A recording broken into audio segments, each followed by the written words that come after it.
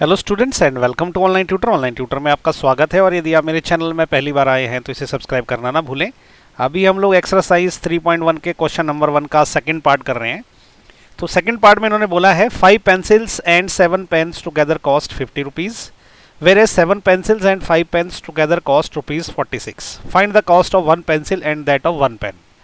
Okay, तो हमें क्या करना है कि एक पेंसिल और एक पेन का कॉस्ट निकालना है। इस स्टेटमेंट से हम क्या करेंगे, सबसे पहले लीनियर पेयर ऑफ इक्वेशन बनाएंगे और फिर उसको ग्राफ पे प्लॉट करेंगे। ओके, तो सबसे पहले देखिए क्या है, हम ऐसा मान लेंगे कि let the cost of pencil, pencil का कॉस्ट लो, समझो कि वो x रुपीज़ है। Okay, then let the cost of, तो पेन का कॉस्ट क्या मान लेंगे हम मान लेंगे y रुपीज़। ओके, ये रुपीज़ में है, this is both rupees.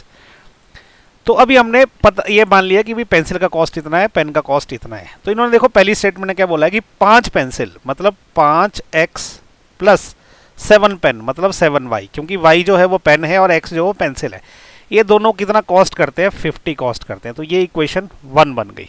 Okay, उसके बाद क्या बोला कि 7 पेंसिल मतलब 7x प्लस 5 पेन्स मतलब 5y इज इक्वल टू, वो 46 रुपीज़ कॉस्ट करते हैं, तो 46, ये बन गई इक्वेशन नंबर 2। ओके, अभी हम क्या करेंगे, इन दोनों इक्वेशंस के लिए एक एक करके करेंगे, पॉइंट डालेंगे और टेबल बनाएंगे उससे, फिर उसको ग्राफ पे हम लोग प्लॉट करेंगे। तो सबसे पहले मैं 5x प्लस 7y के लिए करता हूँ। तो 5x प्लस 7y के लिए मुझे करना है, x की वैल्यू y की वैल्यू डालनी है 3 और फिर उससे निकालना है। ठीक है, अब देखिए यहाँ पे एक खास बात है, ये क्या है, 5x plus 7y is equal to, ये 50 है।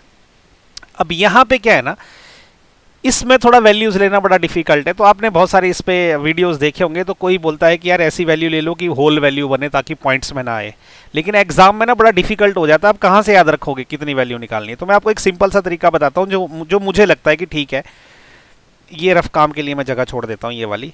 इस इक्वेशन से अगर मुझे x निकालना है तो वो क्या निकलेगा, देखो x इज इक्वल टू क्या निकलेगा, 50 माइनस 7y डिवाइडेड बाय 5।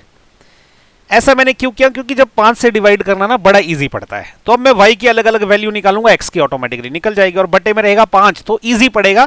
भले वो वैल्यू पॉइंट में आएगी लेकिन 1 या 2 पॉइंट से ज्यादा वो जाएगी नहीं। ओके, तो अब मेरे लिए जो ना बड़ा इजी हो गया। अब मैं अगर y की वैल्यू मान लूँ 0 सबसे पहले, तो x की वैल्यू क्या निकलेगी, यहाँ पे देखो 50 माइनस 0 बटा 5 मतलब 50 बटा 5 यानी कि 10 निकल जाएगी। ओके, अच्छा वैसे अभी मैं y की वैल्यू क्या कर दूंगा, अभी मैं 1 मान लूंगा।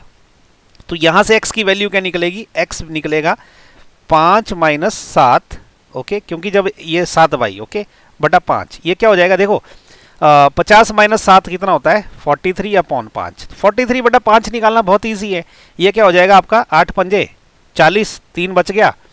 उसके बाद ये हो जाएगा आपका 3 के पीछे जब 0 लगेगी तो 6 पंजे 30 हो जाएगा, तो ये आ जाएगा 8.6। ओके, इससे फायदा क्या हो रहा है, क्योंकि 5 से डिवाइड करना तो डेसिमल ज्यादा नहीं आ रहा और भाग करना इजी पड़ रहा है, इसलिए मैंने जानबूझ के x को इक्वल टू समथिंग कर दिया।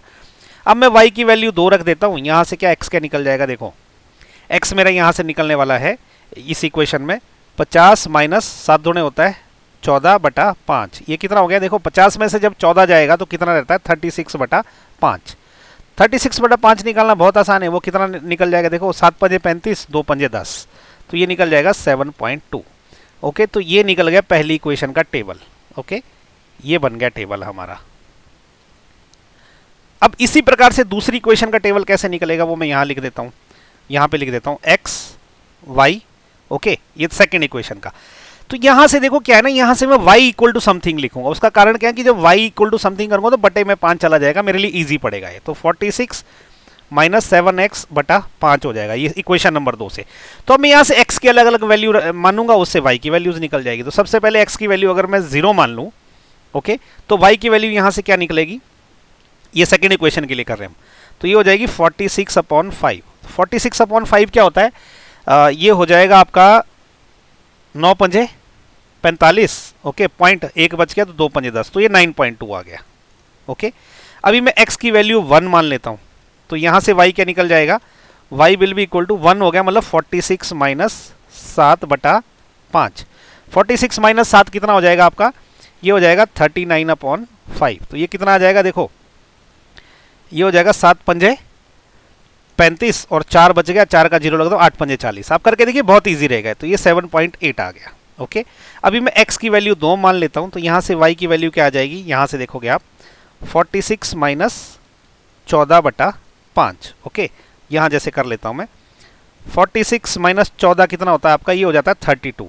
32/5, 32/5 क्या होता है, देखो 6 पंजे 30, 2 बच गया 4, तो 6.4 आ गया। ये आ गया 6.4।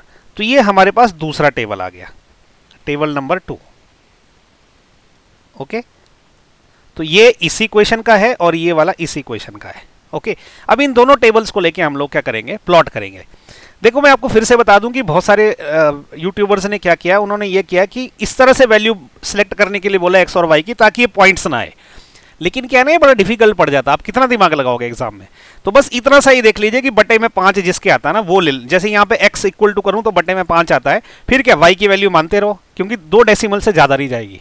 ओके, तो इसके लिए ये ना ईजी पड़ेगा, बहुत ईजी पड़ेगा। अभी देखिए नेक्स्ट स्लाइड पे हम क्या करते हैं, इसको प्लॉट करते हैं। मैंने ये टेबल और ये टेबल जो है वो ड्रॉ करके रखा है। ओके, तो ये देखिए, ये टेबल इधर ड्रॉ है, ये इक्वेशन ये है, इसका ये टेबल है, ये इक्वेशन का ये टेबल है। अब ये मेरे पास ग्राफ पेपर है, मैं क्या करूँगा, यहाँ पे इसको ड्रॉ करना शुरू कर दूंगा। ओके, तो अभी जो है ड्रॉ करते हैं। तो मैं क्या करूँगा, यहाँ पे लूँगा एक्स एक्सिस,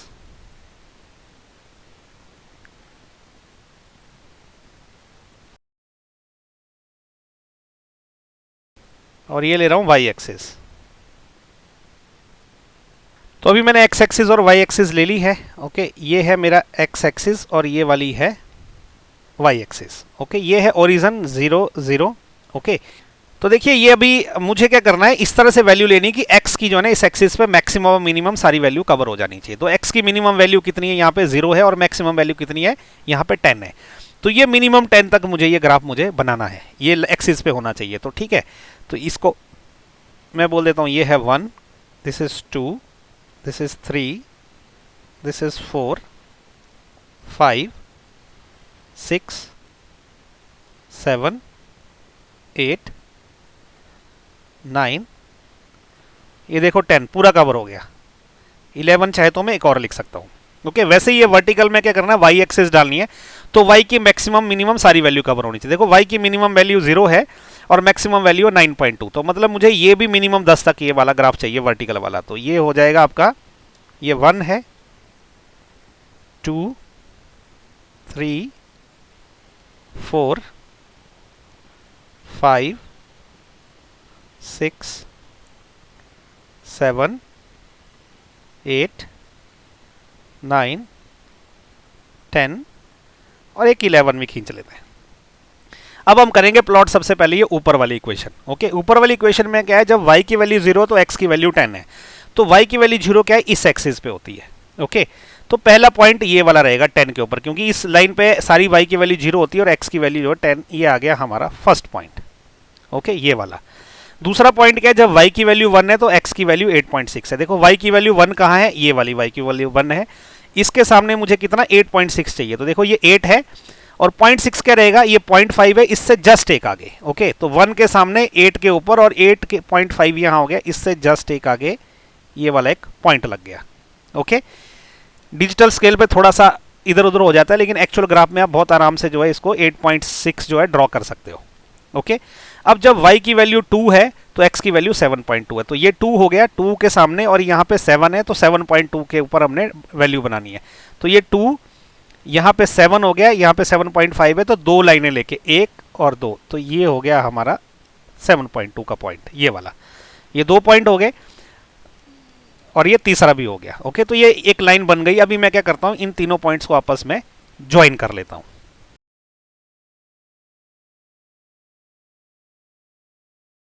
तो ये तीनों पॉइंट अभी लाइन से आ गए हैं, तो मैं इनको क्या करता हूँ, ये जोड़ देता हूँ, एक लाइन खींच देता हूँ यहाँ से।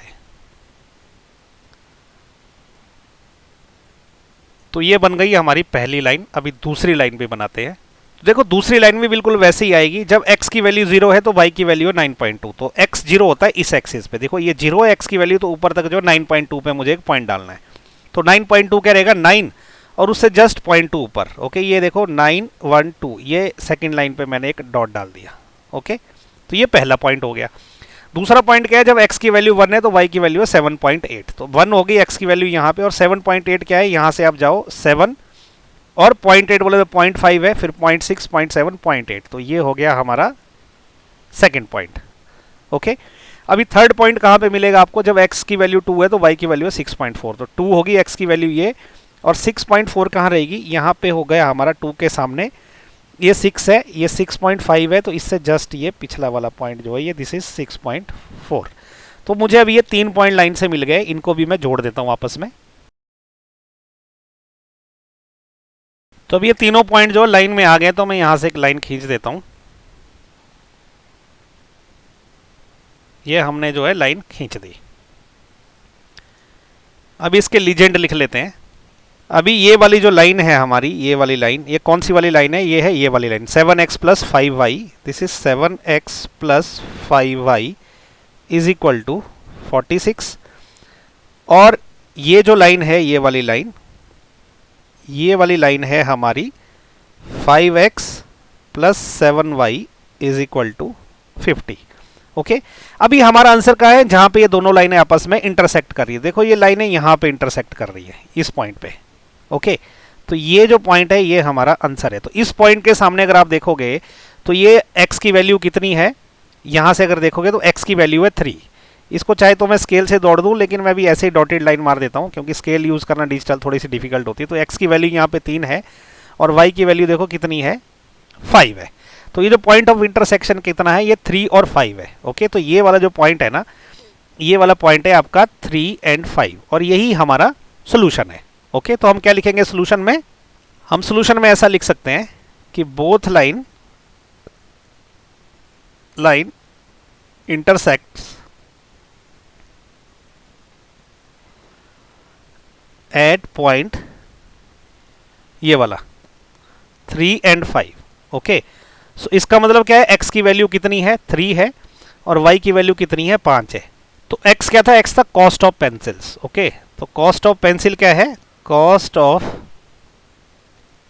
Pencil is equal to x is equal to 3 rupees. Okay, ये हो गया 3 रुपीज। और कॉस्ट ऑफ पेन वो क्या है, वो था y, वो कितना हो गया 5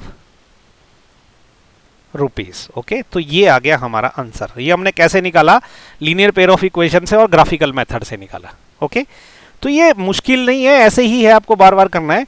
और मेरा ग्राफ क्या, क्योंकि मैं डिजिटल पे ड्रॉ करता हूँ ना, तो ये थोड़ा उतना नीट एंड क्लीन नहीं आता, लेकिन आप इसको जब ग्राफ पेपर पे करते हो तो बहुत नीट एंड क्लीन होना चाहिए, क्योंकि वहाँ पे आप इसको जूम करके बड़े पेपर पे कर सकते हैं। यहाँ पे क्या है, क्योंकि ये पेपर में बहुत छोटा स्पेस हो जाता है, इसलिए थोड़ी सी दिक्कत आ जाती है। ओके, और इसी के साथ एक्सरसाइज 3.1 का जो क्वेश्चन नंबर 1 है उसका सेकंड पार्ट भी खत्म हो गया और क्वेश्चन नंबर 1 पूरा फिनिश हो गया। नेक्स्ट वीडियो में हम करेंगे एक्सरसाइज 3.1 का क्वेश्चन नंबर 2।